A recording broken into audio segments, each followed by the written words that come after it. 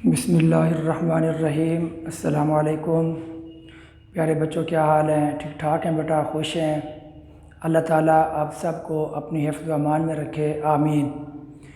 बेटा जी, आज हमारा लेक्चर नंबर 6 चैप्टर नंबर 6 और लेक्चर नंबर 1, गोया कि हम जो है चैप्टर नंबर 6 जो है आज स्टार्ट करने जा रहे हैं। और इस चैप्टर का जो नाम है वो है वर्क एंड एनर्जी। तो आज का हमारा टॉपिक जो है वो वर्क से मुताल्लिक है।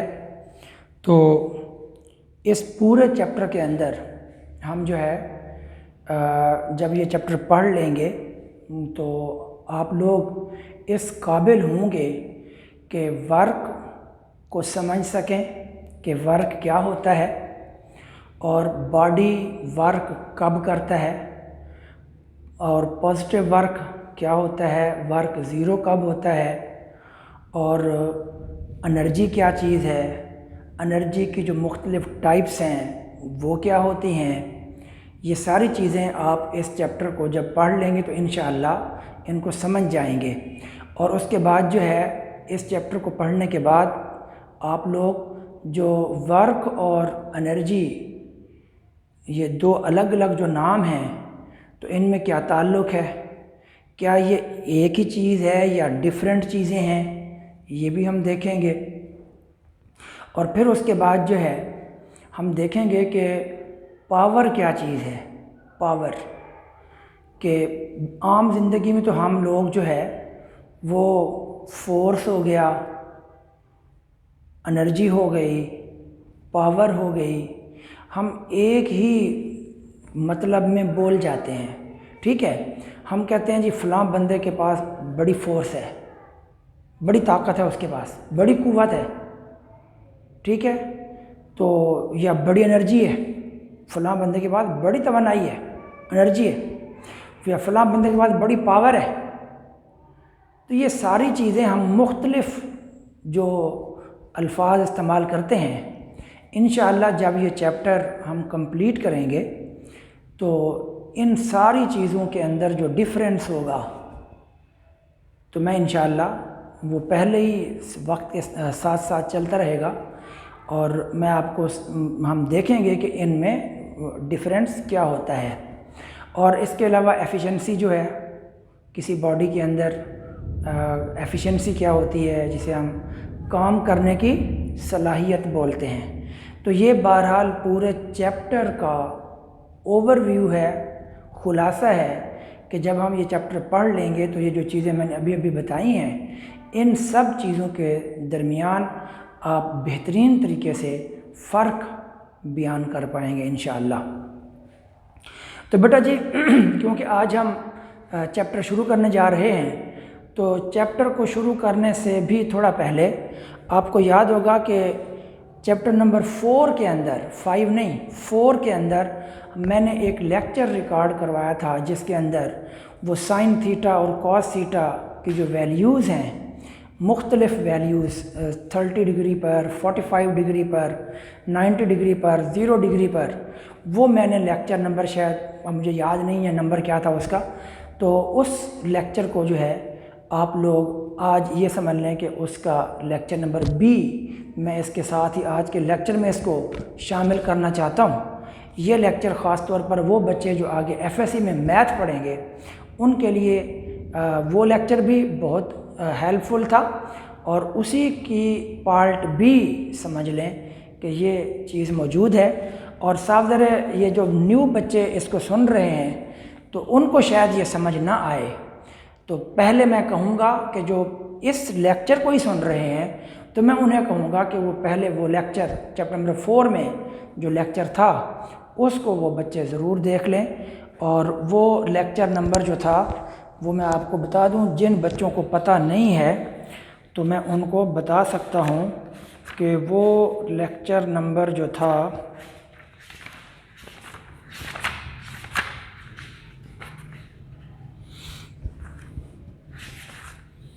लेक्चर नंबर वो 10 था। तो लेक्चर नंबर 10 आप एक मरतबा फिर उसको सुन लेंगे तमाम बच्चे, लेक्चर नंबर 10 को। तो उस लेक्चर में मैंने बताया था कि ये एक्स एक्सिस है, ये एक्स डैश है, ये वाई है, ये वाई डैश है। और सुन लें, इस एक्स का मतलब है, ये डैश का मतलब नेगेटिव समझ लें। तो ये इस तरफ आप यहाँ ओरिजिन से जब इधर जाएंगे तो ये पॉजिटिव वैल्यूज़ होंगी, ओरिजिन से इधर आएंगे तो ये एक्स डैश डैश का मतलब नेगेटिव समझ लें। इन चीज़ों में मैं टोटके बता रहा हूँ, टिप्स बता रहा हूँ। असल तो आंसर वही है कि जी आप नंबर लिखें और कैलकुलेटर पे उसको सॉल्व कर लें। लेकिन जब आप एंट्री टेस्ट देने जाएंगे मेडिकल का, इंजीनियरिंग का ख़ास तौर पे, तो इंजीनियरिंग कॉलेज के लिए, तो वहाँ पर फिर आपको कैलकुलेटर वो नहीं यूज़ करने देते। फिर वो कहते हैं जी ये वैल्यूज़ ज़बानी याद हों बच्चे को। तो यहाँ इन टिप्स की मदद से आप ये वैल्यूज़ आसानी से याद कर सकते हैं। मैंने ये कहा था कि एक्स एक्सिस कॉज का घर है और एक्स डैश भी फिर कॉज का ही घर होगा, और वाई एक्सिस साइन का घर है और वाई डैश साइन का घर होगा। फ़र्क ये होगा कि जब आप y लेंगे तो फिर साइन की वैल्यूज़ पॉजिटिवली जाएंगी, और जब आप साइन यहाँ पर लेंगे तो वो वैल्यूज़ नेगेटिवली जाएंगी। और मैथ के अंदर एक्स वाई इसको बोलते हैं क्वाड्रेंट, फर्स्ट क्वाड्रेंट। तो क्वाड्रेंट का उर्दू में मतलब होता है रुबा, चौथाई जिसे हम कहते हैं, 4 हिस्से। तो ये कुल 4 हिस्से कर दिए गए हैं। ये फर्स्ट क्वाड्रेंट है, ये सेकंड क्वाड्रेंट है, ये थर्ड क्वाड्रेंट है और ये फोर्थ क्वाड्रेंट है। पहली चौथाई, दूसरी चौथाई, तीसरी चौथाई और चौथी चौथाई। और ये बात भी याद रख लें कि कोई भी बच्चा यूँ नहीं कर सकता कि वो इसको फर्स्ट क्वाड्रेंट कह ले, वो शुरू ही यहाँ से कर दे कि सर ये फर्स्ट क्वाड्रेंट, ये सेकंड, ये थर्ड, ये फोर्थ। या कोई बच्चा कहे सर यहाँ से शुरू कर देते हैं, first quadrant, second quadrant, third quadrant, fourth quadrant. Wrong, ये गलत है, ऐसा नहीं हो सकता। साइंसदानों ने ये बात फिक्स कर दी है कि यही फर्स्ट क्वाड्रेंट है, इसको हम फर्स्ट नहीं कह सकते, ये फोर्थ ही होगा, ये सेकंड होगा, ये थर्ड होगा। तो गोया के ये जो क्वाड्रेंट हैं ये साइंटिस्ट ने फिक्स कर दिए हैं। तो जब हम कहेंगे ना सेकंड क्वाड्रेंट, तो कोई बच्चा ये नहीं कह सकता कि सर सेकंड ना ये हो जाएगा, नहीं, यही होगा सेकंड क्वाड्रेंट। तो ये बात उम्मीद समझ आ गई। अब आगे चलते हैं। देखें जी, बात ये है, हमने ये वाली वैल्यूज़ उस दिन मैंने इनकी वैल्यूज़ को याद करवाया था कि 0 डिग्री, 0 के बाद 30 का गैप है, और फिर 15 का गैप है, 30 के बाद 15 का गैप, फिर 15 का गैप, फिर 30 का गैप। तो यही तरतीब आगे चलाई है हमने। तो यहाँ पर जैसे यहाँ से यहाँ तक 30 का गैप है, वैसे यहाँ से यहाँ तक भी 30 का गैप है। तो 90 प्लस 30 कर देंगे तो 120, फिर 15 का गैप डालेंगे तो 135, फिर ये 15 का गैप डाल देंगे तो 150, फिर 30 का गैप डालेंगे तो 180, फिर 30 का गैप डालेंगे तो 210, फिर 15 का गैप डाल देंगे तो यहाँ पर 225, यहाँ पर 240, 270, 300, 330 और 345 और 360। पूरे सर्कल के अंदर ये एक दायरा बन जाएगा। इस पूरे दायरे के अंदर 360 एंगल होते हैं। इसमें मेन बात ये है कि ये 45 दरमियान में होता है, तो ये 220 दरमियान में होगा, और ये 135 भी फिर दरमियान में होगा। नीले कलर की लाइनें बिल्कुल दरमियान में शो कर रही है, जो कि 135 है और 330 है, ये दरमियान में है। और ये 45 डिग्री है और ये 25 है, ये दरमियान में है। और ये ग्रीन कलर की लाइनें जो हैं वो आप देखें, यहाँ से यहाँ तक 30 का है, यहाँ से यहाँ तक 30 का है, यहाँ से यहाँ तक भी 30 का है, फिर गैप। बहरहाल ये सारी चीज़ें मैंने इस तरह कलरफुल लाइनें लगाई हैं, और ये उनके डिग्रीज़ वगैरह यहाँ पे डाल दिए गए हैं। और मैंने उस दिन ये कहा था कि जो चीज़ अपने घर में होती है उसकी वैल्यू जो अपने घर में होता है उसकी वैल्यू 1 होती है, मैक्सिमम होती है, और जो चीज़ दूसरे के घर में होती है उसकी वैल्यू ज़ीरो हो जाती है। कोई कॉस जब अपने घर में होगा, कॉस जब अपने घर में होगा तो उसकी वैल्यू क्या होगी? 1 होगी। जब इधर देखो कॉस 0 डिग्री, कॉस 0 डिग्री, ये कॉस का घर है, तो कॉस 0 डिग्री जो होगा कॉस अपने ही घर में है तो उसकी वैल्यू 1 होगी, 1। ये वैल्यू हम लेंगे कॉस 0 डिग्री 1, हम इसको लेंगे। और जैसे ही हम कहेंगे कि कॉस 90 डिग्री, तो अब कॉस क्योंकि साइन के घर चला गया हुआ है तो कॉस 90 जो डिग्री होगा वो 0 बन जाएगा। और वही कॉस जब हम 180 कहेंगे, 180 डिग्री, तो कॉस होगा तो अपने घर में मगर नेगेटिव होगा। ये डैश का मतलब नेगेटिव होता है, तो कॉस 180 डिग्री जो है वो -1 होगा। और जब हम कहेंगे कॉस 270 डिग्री, तो 270 डिग्री क्योंकि यहाँ पर आया हुआ है कॉस यहाँ आ जाएगा और ये घर साइन का होगा, तो वंस अगेन कॉस जो 270 होगा वो 0 होगा, 270 जो है वो 0 होगा। और जब हम कहेंगे कॉस 360 डिग्री, तो ये 360 डिग्री वही 0 डिग्री होता है। 0 डिग्री हो या 360 डिग्री हो तो यहाँ पर कॉस अपने ही घर में होगा तो इसकी वैल्यू 1 होगी। तो ये मैंने कॉस की वैल्यू ये इन मेन जगहों के ऊपर आपको समझा दी है। यही हाल साइन का होगा। अभी आप मेरे साथ दें, साइन 90 क्या होगा? तो साफ ज़ाहिर है, हर बच्चे को पता चल गया कि साइन अपने घर में है, साइन 90 है तो वो +1 होगा। साइन 90 पॉजिटिव, साइन अपने घर में है। और साइन 270 साइन अपने ही घर में है मगर डैश की वजह से -1 होगा, -1। अच्छा, साइन 0 डिग्री, तो साइन यहाँ पे 0 डिग्री पे क्या होगा? तो साइन क्योंकि कॉस के घर में चला गया हुआ है तो 0 होगा, तो साइन 0 डिग्री 0 होगा। साइन 180 डिग्री 0 होगा। तो सिंपल बात समझ आ गई कि साइन जब अपने घर में होगा पॉजिटिव, यहाँ होगा नेगेटिव, साइन यहाँ होगा 0, साइन यहाँ होगा 0, कॉस अपने घर में होगा 1, कॉस यहाँ होगा -1, कॉस यहाँ होगा 0, कॉस यहाँ होगा 0। ठीक होगी बात। अब अगली बात, ये जब हमने ये ब्लैक को डिस्कस कर लिया, साइन कॉस दोनों, ठीक। अब हम ये दरमियान वाली बात करते हैं, ब्लैक के बाद ब्लू की बात करते हैं, ब्लैक के बाद ब्लू, नीला का जो है बिल्कुल एग्जैक्ट दरमियान में है। तो कॉस 45 साइन 45, ये दोनों अपने घर से बराबर दूर हैं। कॉस 45 साइन 45, तो ये साइन यहाँ से यहाँ है, ये यहाँ से यहाँ है, और 45 इन दोनों के बिल्कुल एग्जैक्ट दरमियान में है। तो फिर दोनों की वैल्यू मैंने बताया था सेम होती है क्योंकि दोनों अपने घर से बराबर दूर हैं। तो जितना दूर यहाँ से साइन है उतना ही दूर यहाँ से कॉस है। तो दोनों की वैल्यू, कॉस 45 की वैल्यू आपको याद होगा कि कॉस 45 की वैल्यू ये होती है, ये। तो कोई आपसे पूछे कॉस 45 डिग्री 0.707, साइन 45 डिग्री 0.707। अब अगर हमसे कोई ये पूछे कि भाई ये 45 के बाद 220 पर आ जाए, 220 पर आ जाए, तो cos 220 और sin 220 ये दोनों आंसर यही होगा मगर दोनों का रिजल्ट नेगेटिव होगा।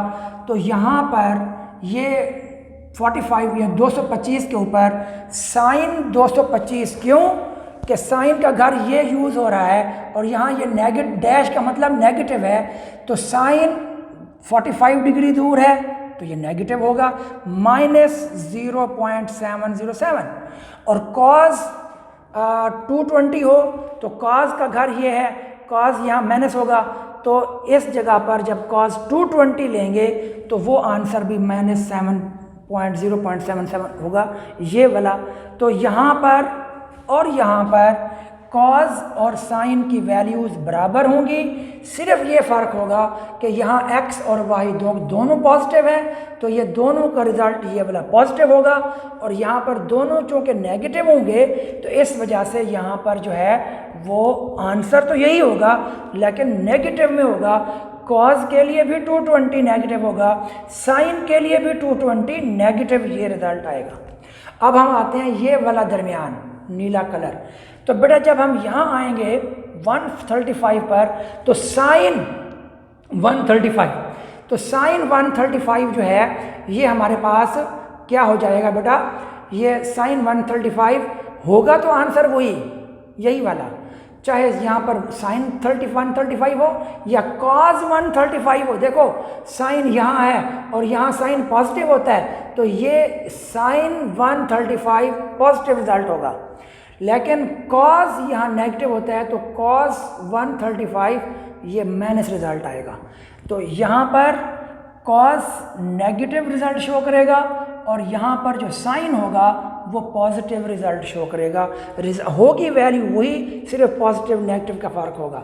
फिर यहाँ पर आ जाए 330 पर, तो यहाँ पर क्या होगा कि जो कॉज होगा, क्योंकि ये देखो कॉज यहाँ से ये यूज़ हो रहा है कॉज, तो यहाँ पर ये रिज़ल्ट तो वही होगा लेकिन पॉजिटिव में आएगा, और यहाँ पर साइन के लिए रिज़ल्ट ये यूज़ होगा तो ये नेगेटिव यूज़ होगा, ये वाला। तो उम्मीद है ये दरमियान वाली वैल्यूज़ तमाम बच्चों को अच्छे तरीके से समझ आ गई होंगी। फिर सुन लें कि इस फर्स्ट क्वाड्रेंट के अंदर चूँकि दोनों पॉजिटिव होते हैं तो वैल्यूज़ पॉजिटिव रहेंगी। थर्ड क्वाड्रेंट में दोनों नेगेटिव होते हैं, इस वजह से दोनों वैल्यूज़ नेगेटिव होंगी। और सेकंड क्वाड्रेंट में साइन पॉजिटिव होता है और कॉज नेगेटिव होता है, तो साइन के लिए ये वैल्यू पॉजिटिव होगी और कॉज के लिए यही वैल्यू यूँ नेगेटिव बन जाएगी। यहाँ पर आएंगे 330 पर, तो साइन के लिए ये वैल्यू नेगेटिव बन जाएगी और कॉज के लिए ये वैल्यू पॉजिटिव बन जाएगी। ये मैंने दोबारा रिवाइज कर दिया। अब उम्मीद है बाकी चीज़ों की भी आपको समझ आ गई होगी। अब मसलन कॉज 120 है, तवज्जो, कॉज 120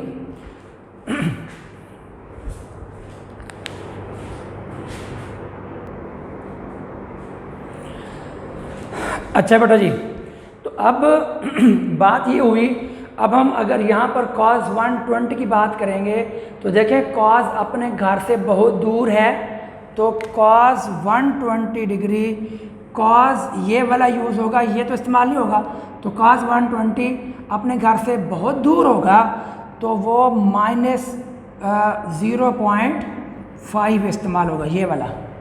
तो माइनस क्यों कि यहाँ पर ये डैश इस्तेमाल हो रहा है, इस वजह से। और अगर साइन की बात करेंगे कि साइन 120 की बात करेंगे तो साइन देखो ये अपने घर से नज़दीक है, बिल्कुल जो नज़दीक होगा तो प्लस 0.866 होगा। तो मैं कहना ये चाहता हूँ कि वैल्यूज़ बेटा जी यही इस्तेमाल होनी है सारी, साइन और कॉस दोनों के लिए वैल्यूज़ यही इस्तेमाल होंगी।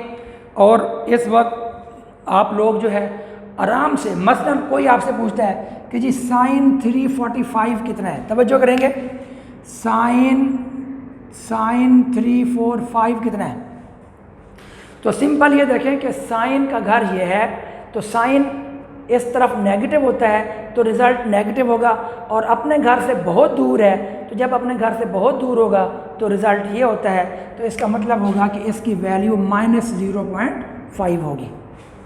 और अगर कोई आपसे पूछे कि यहाँ पर कॉस क्या वैल्यू क्या होगी, कॉस 345 डिग्री क्या होगा, तो कॉस अपने घर से बिल्कुल नज़दीक है, तो यहाँ होता तो 1 होता, यहाँ है तो पॉजिटिव 0.866 होगा। अब मेरे ख्याल में ये सब कुछ जो है हर बच्चे को अच्छे तरीके से समझ आ गया है। ये ख़ास तौर पर जो हमारे बच्चे हैं मैथ वाले, उनके लिए ये बहुत इम्पॉर्टेंट बात थी। तो आज हम इसको यहीं पे स्टॉप करते हैं। अब हम आ जाते हैं वर्क के ऊपर कि वर्क से क्या मुराद है। क्वेश्चन है कि what is work, explain it. तो इसका आंसर देखें जी, वर्क नाम है the product of force and displacement in the direction of force is called work. देखें बेटा, ये हमारे पास एक टेबल है या रोड है, ये ग्रीन कलर की, कोई ये फर्श है, फ्लोर, तो ये कोई फर्श है या सड़क है या कोई टेबल है, कुछ भी है। यहाँ पे ये एक ब्लॉक रखा हुआ है, ब्लॉक। इस ब्लॉक के साथ हुक लगा हुआ है, साथ ये रस्सी है और एक बंदा इसको यूं खींच रहा है, यूं। तो ये फोर्स इस तरफ लगा रहा है।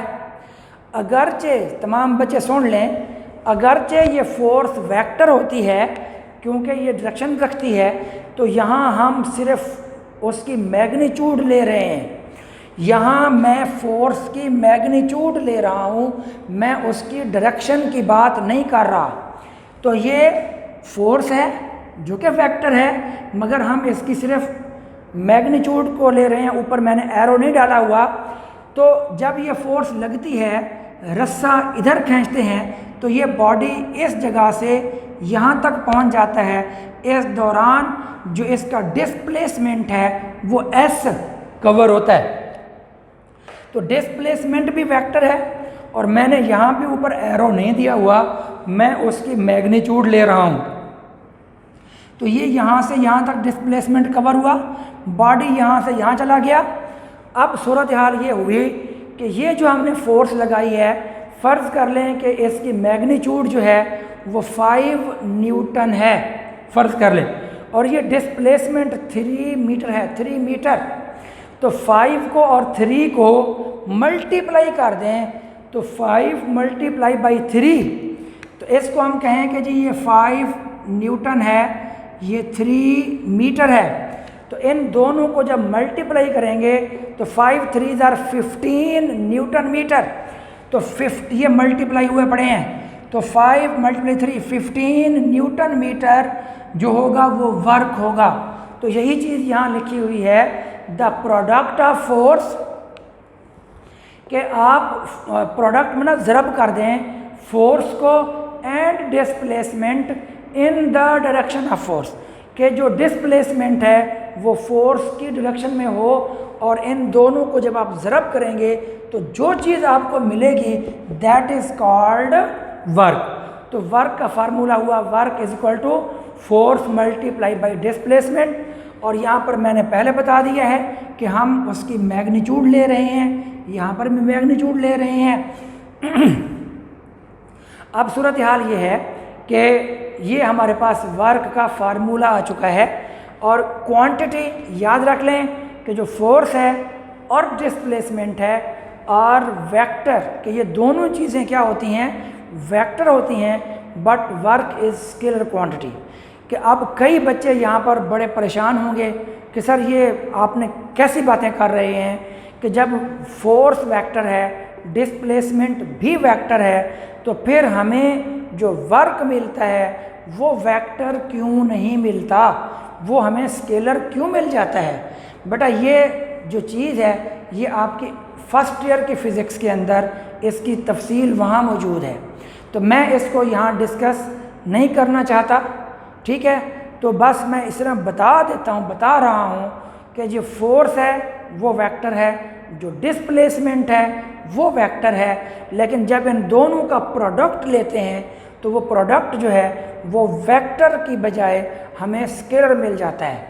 लेकिन मैं फिर बता रहा हूँ कि ये स्केलर क्यों होता है, इस क्यों का जवाब मैं नहीं दूंगा, ये फर्स्ट ईयर में जनाब जाकर आप पढ़ेंगे।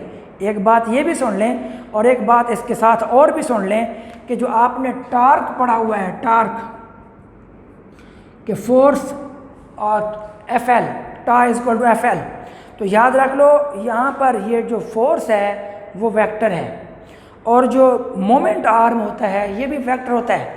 मोमेंट आर्म भी वेक्टर है, ये भी वेक्टर है। ये दोनों वेक्टर जब मल्टीप्लाई होते हैं तो जो इनका प्रोडक्ट होता है वो टार्क कहलाता है, और टार्क जो है वो वेक्टर क्वांटिटी है। ये आप यूँ समझ लें कि ये अजीब तमाशा है कि यहाँ पर ये फोर्स है, यहाँ पर भी फोर्स है, यहाँ पर ये जो L है फासला होता है, यहाँ पर भी ये फासला ही है। बस इसको डिस्प्लेसमेंट कह दिया, इसको मोमेंट आर्म कह दिया, तो है ये भी वेक्टर, है ये भी वेक्टर, है फोर्स भी वेक्टर, है फोर्स भी वेक्टर। यहाँ दोनों वेक्टर का प्रोडक्ट लेते हैं तो स्केलर मिलता है, यहाँ दोनों वेक्टर का प्रोडक्ट लेते हैं तो वेक्टर मिलता है। ये बात सिर्फ यहाँ 10th के अंदर 9th के अंदर ये सिर्फ याद करने की हद तक बस आप लोग याद रखेंगे कि torque is the product of two vector and is also torque is also vector, but work is the product of two vector force and displacement, but work is a scalar. बस मैं इतनी तफसील बताऊंगा और इनकी रीज़न अभी ना अभी बताऊंगा ना बाद में बताऊंगा, ये आप फर्स्ट ईयर में जाकर पढ़ेंगे। अच्छा, उसके बाद जी SI unit of work is joule. इसको जो जाउल साइंटिस्ट था उसके नाम पर इसका जो यूनिट है वो रखा गया। तो गौर कर लें, ये मैंने अभी बताया था न्यूटन मीटर, तो न्यूटन मीटर को जाउल कहते हैं, तो ये जाउल का फार्मूला भी है। बाज़ औक़ात बंदे पूछते हैं जी write the formula for joule, what is the formula for joule. तो बच्चे अच्छे बच्चे बड़े परेशान होते हैं, वो जी जाउल का फार्मूला क्या हो सकता है। और भाई जाउल का फार्मूला है न्यूटन मीटर। अच्छा, कभी कभी सवाल आता है what is the formula for the force. हर बच्चा कहता है सर F=ma। फिर सवाल आता है what is the formula for Newton. फिर सर पकड़ के बैठे होते हैं, सर ये क्या बात हो गई, न्यूटन का फार्मूला क्या होगा सर। और भाई कुछ भी नहीं है कि जब आपने फोर्स का फार्मूला बता दिया कि F=ma है, तो फिर न्यूटन का फार्मूला क्या होगा, यही होगा किलोग्राम मीटर पर सेकंड। अगर बच्चों से पूछें वर्क का फार्मूला, हर बच्चा भाग के बताता है सर जी वर्क का फार्मूला है Fs। फिर जब पूछें अच्छा बेटा जाउल का फार्मूला क्या होगा, सर पता नहीं, सर वो तो साइंसदान था, सर वो तो वर्क का यूनिट है, वही फार्मूला क्या है वो पता नहीं है। हालांकि बहुत सिंपल बात है, तो जाउल बराबर है न्यूटन मीटर। इसके न्यूटन, इसका मीटर, इसका किलोग्राम, इसका मीटर पर सेकंड, ये न्यूटन। तो न्यूटन का फार्मूला ये है, जाउल का फार्मूला ये है। तो उम्मीद है अब आपको ये बात समझ आ गई होगी। तो SI unit of work is joule और 1 joule is equal to 1 metre, और इसकी डेफिनेशन भी आती है। तो 1 न्यूटन, इधर देखो 1 न्यूटन फोर्स होती है। If 1 newton of force displaces the body through 1 metre in its direction, उसी की डायरेक्शन में, जिस डायरेक्शन में फोर्स लग रही है उसी डायरेक्शन में वो 1 मीटर कवर करे, 1 न्यूटन फोर्स हो और 1 मीटर डिस्प्लेसमेंट कवर हो in the direction of force, तो then work is called 1 joule. तो ये 1 जाउल का डिफाइन मैंने लिखवा दिया है, आप चाहें तो बुक में मौजूद भी लिख सकते हैं। तो joule is smaller unit of work, so वो यूज बिगर यूनिट। तो 1 kilo joule is equal to, kilo का मतलब 10⁻³ होता है और मेगा जाउल का मतलब 10⁻6 होता है। तो ये हमारा क्वेश्चन था, what is work, explain it, कि वर्क को हम एक्सप्लेन करते हैं। तो वर्क हो गया, क्वांटिटी हो गई, यूनिट हो गया, डिफाइन हो गया, यूनिट को डिफाइन कर दिया है। अच्छा, अब हमने एक बात यहाँ पर यह की है कि product of force and displacement in the direction of force, ये बड़ी अहम बात है। इन द डायरेक्शन ऑफ फोर्स, के जो डिस्प्लेसमेंट हो वो फोर्स की डायरेक्शन में हो। देखो डिस्प्लेसमेंट की डायरेक्शन ये है और फोर्स की डायरेक्शन ये है। लेकिन प्रैक्टिकल लाइफ में हम ये भी देखते हैं कि ये हमारे पास वही ब्लॉक है। अब रस्से को अगर इधर यूं ना खींचें बल्कि रस्से को इधर यूं ऊपर खींचें तो फिर भी तो ब्लॉक मूव करता है। ब्लॉक तो फिर भी अब नीचे ब्लॉक पड़ा हुआ हो और उसके साथ रस्सा बंधा हुआ हो और मैं यहाँ पर उस रस्से को खींचूँगा तो ब्लॉक मेरी तरफ तो आएगा, ठीक है। लेकिन अब यहाँ पर क्या होगा कि डिस्प्लेसमेंट की डायरेक्शन ये होगी और फोर्स की डायरेक्शन ये होगी। और ये जो हमारी बात थी कि in the direction of force, बज़ाहिर ये लगता है कि ये वाली शर्त यहाँ पूरी नहीं हो रही। क्यों?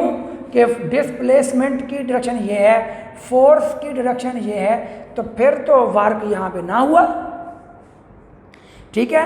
तो लेकिन यहाँ भी वर्क होता है। देखें सवाल देखें, derive formula for work when force and displacement are not in same direction. Same direction में नहीं है, लगता है कि वो सेम में नहीं है। तो देखते हैं क्या होता है। तो इस फोर्स के बेटा दो कंपोनेंट बनाते हैं। तो यहाँ पर एक कंपोनेंट Fx होगा और एक कंपोनेंट Fy होगा, और ये चीज़ आप चैप्टर नंबर 4 में पढ़ चुके हैं, रेजोल्यूशन ऑफ फोर्स वाला जो टॉपिक था। तो इसमें F के दो कंपोनेंट हैं, हॉरिजॉन्टल कंपोनेंट, वर्टिकल कंपोनेंट। अब आप गौर करें कि ये दोनों कंपोनेंट, इन दोनों कंपोनेंट में से कौन सा कंपोनेंट इस बॉडी को इधर लेकर जा रहा है। तो सिंपल बात है, हर बच्चा बतला सकता है कि सर जी ये फोर्स, यूं समझ लें कि ये फोर्स बाप है, फादर, और ये उसके दो बेटे हैं, एक Fx बेटा है, एक Fy बेटा है। तो Fx इधर जोर लगाता है, Fy इधर जोर लगाता है, और ब्लॉक ऊपर नहीं जाता, ब्लॉक ऊपर नहीं जा रहा, ब्लॉक इधर जा रहा है। तो इन दो बेटों में से किस बेटे की फोर्स की डायरेक्शन में ब्लॉक जा रहा है।